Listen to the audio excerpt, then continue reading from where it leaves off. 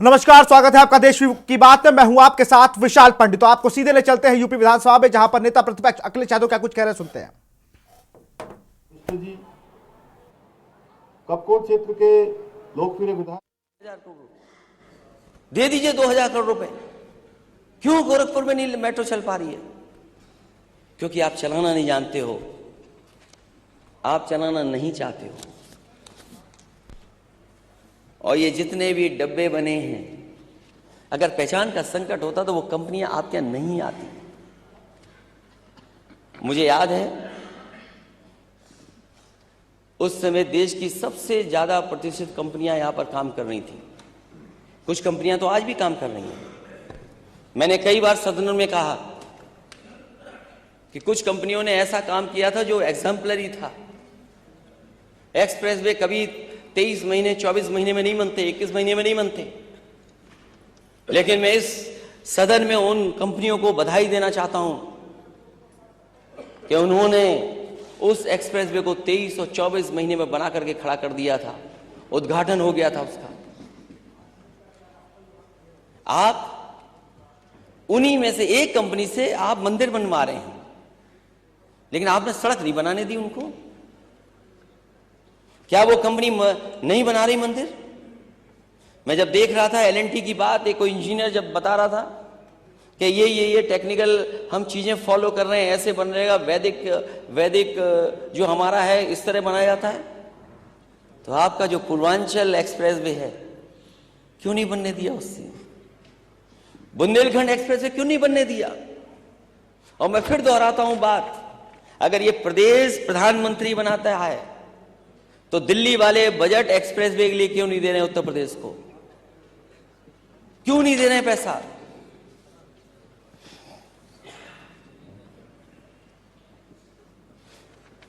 अमूल को लेकर के समाजवादी सरकार में यहां पे इन्वेस्टमेंट हुआ था और उसी समय अमूल से यह बात तय हो गई थी कि लखनऊ, कानपुर और वाराणसी में 3 प्लांट आप लगाएंगे और मिल्क प्रोक्योर करेंगे। यहां पर 2 प्लांट लग करके तैयार हो गए थे, तीसरा बाद में लगा। अगर पहचान का संकट था तो 3 समाजवादियों ने अमूल प्लांट लगाए, तो आप 6 लगा देते। आप 6 क्यों नहीं लगा पा रहे हो?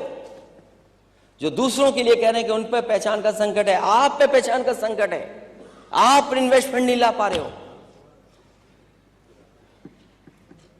और फिर इसी शहर में दिल्ली जैसा स्कूल हमने बनाया था, संस्कृति स्कूल। जो लोग जागरूक लोग होंगे, अध्यक्ष महोदय, वो जानते होंगे दिल्ली में संस्कृति स्कूल में एडमिशन नहीं मिल सकता आसानी से। वहां एडमिशन पाने के लिए न जाने क्या क्या करना पड़ता है। उस समय अधिकारियों ने कहा कि यहां भी हम लोग बनाना चाहते हैं लखनऊ में, आप बजट दीजिए। हम लोगों ने बजट दिया और इसी लखनऊ में स्टेडियम के बगल में 6 गजरिया में संस्कृति स्कूल बना। कुछ दिन चला भी, लेकिन जो ये बड़ा बजट बताते हैं, जाने कितना बड़ा बजट है आपका। क्या संस्कृति स्कूल चल रहा है लखनऊ में? सैनिक स्कूल 3 लेकर के आई समाजवादी सरकार। आप केवल गोरखपुर में ले गए एक सैनिक स्कूल, उत्तर प्रदेश में और किसी माने से। उद्यानीकरण, पर्यटन, दुग्ध विकास, पशुपालन, मत्स्य, food processing, growth centre, airport तथा आर्ट सहित आदि क्षेत्रों में बहुत ही अच्छा काम करने वाली जनपद की 15 जो महिलाएं हैं, उनको आज कहीं यहां पर सम्मानित भी किया जा रहा है। उन सबको भी मैं अपनी ओर से बधाई देता हूं। साथ ही आज ये जो आप देख रहे हैं, बहुत सारे शिलान्यास और लोकार्पण के यहां पर पट लगे हुए हैं। इसमें 117 करोड़ रुपए से अधिक की योजनाओं का आज लोकार्पण किया है, जो योजनाएं पूरी हो गई हैं, और 85 करोड़ से अधिक की जो योजनाएं हैं वो भविष्य के लिए उन पर काम होंगे, उनका आज यहां पर शिलान्यास किया गया है। मैं इसकी भी आप सबको बधाई देता हूं। और ये सभी परियोजनाएं उत्तराखंड को श्रेष्ठ बनाने का जो हमारा संकल्प है, उस संकल्प को पूरा करेंगी। अल्मोड़ा जनपद के सभी क्षेत्रों में विकास के एक नए आयाम का शुरुआत होगा, नया आयाम आगे बढ़ेगा। भाइयों बहनों, हमने कहा था कि हम जो भी योजनाएं लाएंगे वो सबके लिए लाएंगे, बिना भेदभाव के लाएंगे, क्योंकि हम हमारे प्रधानमंत्री आदरणीय नरेंद्र मोदी जी के नेतृत्व में जो उनका कथन है, सबका साथ, सबका विश्वास, सबका प्रयास और सबका एक साथ हर प्रकार से सामंजस्य बनाते हुए आगे बढ़ना, यह हमारी राजनीति का आधार वोट बैंक की राजनीति नहीं है, बल्कि जनता जनार्दन की सेवा करना है। जो लोग पूछते हैं, कई बार आप सभी पूछते होंगे कि डबल इंजन की सरकार का क्या फायदा है, वो लोग आज देख सकते हैं डबल इंजन की सरकार उत्तराखंड में कैसे विकास की गंगा बहा रही है, कैसे विकास के कामों को आगे बढ़ा रही है। जिन कामों के बारे में पहले सोचा भी नहीं जाता था, वो सारे के सारे काम आज धरातल पर साकार हो रहे हैं, धरातल पर उतर रहे हैं। हम मैदान से लेकर पहाड़ तक विकास का जो रोड मैप है, वो रोड मैप तैयार कर रहे हैं, क्योंकि हमारी प्राथमिकता प्रदेश के हर क्षेत्र का विकास करना है, हर क्षेत्र को विकास के रास्ते पर लाना है, विकास की गंगा हर क्षेत्र में बहे, ये हमारा संकल्प है। भाइयों बहनों, आज आजीविका महोत्सव प्रदेश भर की जो महिला उद्यमों ने पारंपरिक उत्पादों पर आधारित अत्यंत यहाँ पर सुंदर प्रदर्शनी तथा अनेक मन को मोहने वाले स्टॉल लगाकर ये बता दिया है कि प्रदेश के विकास में महिलाओं का जो योगदान है वो किसी से कम नहीं है। महिलाएं हर क्षेत्र में आज आगे बढ़ रही हैं। मुझे बताया गया अभी कि मैं जब 2021 में यहां पर आया था, तो तब भी आप सब लोगों ने, मेरी माताओं बहनों ने बहुत बड़ी संख्या में इसमें भाग लिया था। और 2021 में पहली बार जब ये आजीविका महोत्सव यहाँ आयोजित किया गया था और विभिन्न उद्यमों की स्थापना हेतु उस समय जो कुल ऋण था वो 6 करोड़ रुपए था, और दूसरे आजीविका महोत्सव में ऋण की राशि 21 करोड़ रुपए थी। और मैंने कहा था कि आप इसको 50 करोड़ तक पहुंचा दीजिए। मुझे यह जानकर आज जब मैं आपके बीच में आने से पहले वहां पर एक प्रेजेंटेशन देखने के लिए गया था, तो इस तृतीय जो आजीविका महोत्सव है, इसमें अल्मोड़ा जनपद ने 51 करोड़ रुपए के लक्ष्य की तुलना में 111 करोड़ रुपए की प्रगति की है। इसके लिए मैं जनपद अल्मोड़ा की पूरी टीम को, जिलाधिकारी को, सीडीओ को और आप सब लोगों को मैं बधाई देता हूं, उनकी पूरी टीम को बधाई देता हूं। मुझे पूरा विश्वास है कि हमारे उद्यमियों द्वारा इन ऋण योजनाओं के अंतर्गत प्राप्त की गई ऋण राशि का उपयोग अपने अनेक उद्यमों की स्थापना तथा उनकी वृद्धि हेतु किया जाएगा। जहां वो स्वयं को मजबूत बनाने का काम करेंगे, अपने को आत्मनिर्भर बनाएंगे, स्वरोजगार, रोजगार को आगे बढ़ाएंगे, वहीं अन्य लोगों को भी इस ऋण योजना के माध्यम से अन्य लोगों को भी रोजगार देने का काम करेंगे। मुझे ये बताते हुए भी अत्यधिक हर्ष हो रहा है कि 3 साल पहले मेरे द्वारा यहीं पर इसी हवालबाग में रूरल बिजनेस इंक्यूबेटर का शुभारंभ किया गया था। इसके माध्यम से भी 1200 उद्यमियों को, उद्यम करने वालों को पंजीकृत किया गया है, जो निश्चित रूप से ये हमारे बढ़ते हुए कदम हैं जो लगातार आगे बढ़ रहे हैं। आज हमारे आदरणीय प्रधानमंत्री नरेंद्र मोदी जी के नेतृत्व में महिला सशक्तिकरण के क्षेत्र में देश भर में जो काम हो रहे हैं, जिस प्रकार से आज महिलाओं के लिए अनेक योजनाओं को लाया जा रहा है और महिलाएं भी उसमें बढ़ चढ़कर भाग ले रही है, वो नए भारत की जो शानदार तस्वीर है वो दुनिया के सामने प्रस्तुत हो रही है। आज बदलते हुए भारत में देश की माताओं बहनों के पास आगे बढ़ने के लिए अनेक अवसर उपलब्ध हैं। आज गांव-गांव में, हर गांव में जहां महिलाओं को घर मिल रहे हैं, प्रधानमंत्री आवास योजना के तहत शौचालय, स्वच्छ भारत अभियान के तहत गैस, बिजली, पानी जैसी अनेक जो मूलभूत सुविधाएं उनसे जोड़ा जा रहा है।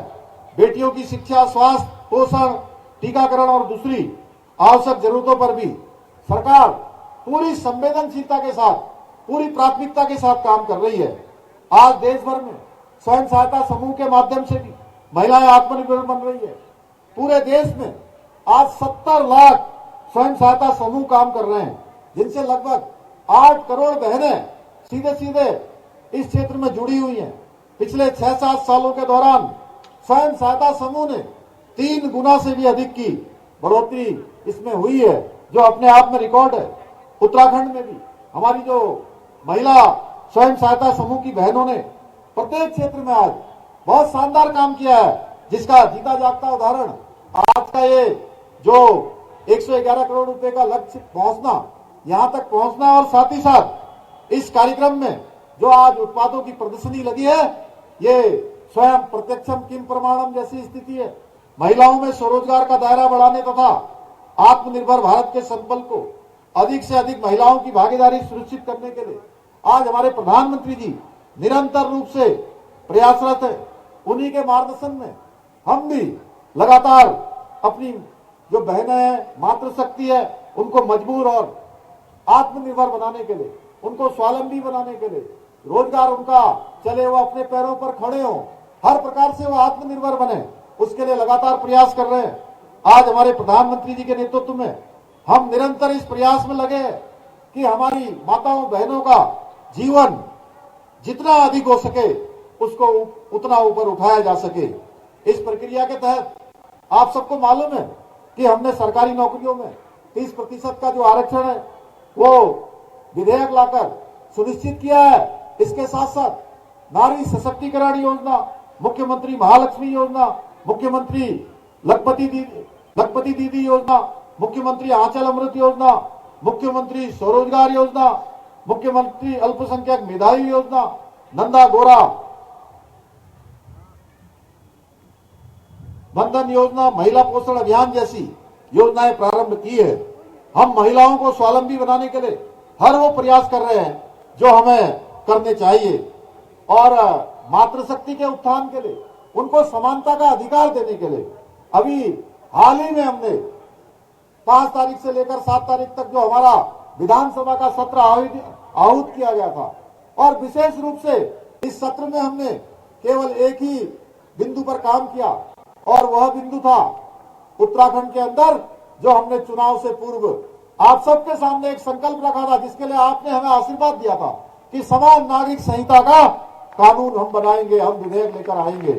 भाइयों बहनों, हमने अपना वायदा पूरा किया है, हमारा संकल्प पूरा हुआ है, जिसके लिए आपने हमारा मार्ग प्रशस्त किया था, आपने हमें आशीर्वाद दिया था। उत्तराखंड राज्य के इतिहास में पहली बार इन 22-23 सालों में उत्तराखंड के अंदर एक पार्टी की सरकार आपने दोबारा लाकर जो हमें आशीर्वाद दिया, एक मिथक तोड़ा, एक इतिहास नया बनाने का काम किया। एक परिपाटी जो चली आ रही थी, उस परिपाटी को आप सब लोगों ने बदलने का काम किया, और हमने भी बिना रुके जो हमने आपके सामने संकल्प लिया था, जो हमने आपसे वायदा किया था, वो वायदा आप सबके आशीर्वाद से, हमारे प्रधानमंत्री जी के मार्गदर्शन में हमने उसको पूरा किया है।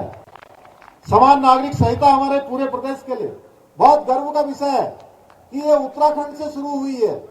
जैसे गंगा हमारे राज्य से निकलकर संपूर्ण भारतवर्ष को जल देने का काम, जीवन देने का काम करती है, सबको अभिसिंचित करने का काम करती है, वैसे ही समान नागरिक संहिता हमारे राज्य देवभूमि उत्तराखंड से शुरू होकर पूरे देश के अंदर जाएगी। सभी मातृशक्ति को, बुजुर्गों को, बच्चों को, उनके जीवन को सुरक्षित और सशक्त बनाने के लिए, सब में समानता लाने के लिए गंगोत्री की तरह काम करेगी। इसलिए मैं प्रदेश की जनता का और विशेष रूप से अपनी मातृशक्ति का, अपनी माताओं बहनों का मैं धन्यवाद करता हूं। तो ये आप सुन रहे थे उत्तराखंड के सीएम पुष्कर सिंह धामी को, जो अल्मोड़ा में स्वयं सहायता समूह के कार्यक्रम में शामिल होते हैं।